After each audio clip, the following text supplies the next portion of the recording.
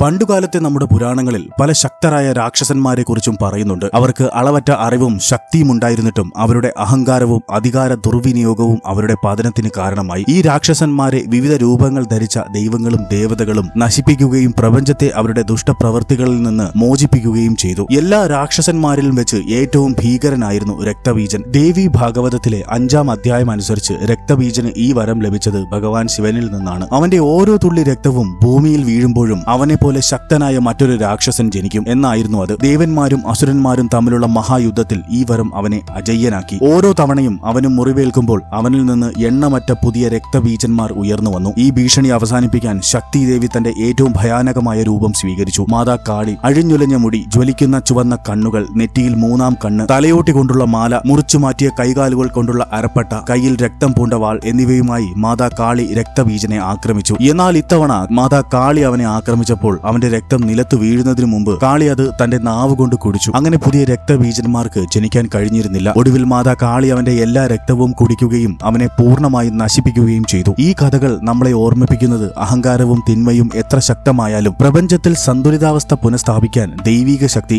ഏതെങ്കിലും രൂപത്തിൽ എപ്പോഴും പ്രത്യക്ഷപ്പെടും എന്നതാണ്. മാതാ കാളിയുടെ ഈ വീഡിയോ നിങ്ങൾക്ക് ഇഷ്ടമായാൽ ലൈക്ക് ആൻഡ് സബ്സ്ക്രൈബ് ചെയ്ത് കമന്റ് ബോക്സിൽ ജയ് മാ കാളി എന്ന് ടൈപ്പ് ചെയ്യുക. ജയ് മാതാ കാളി.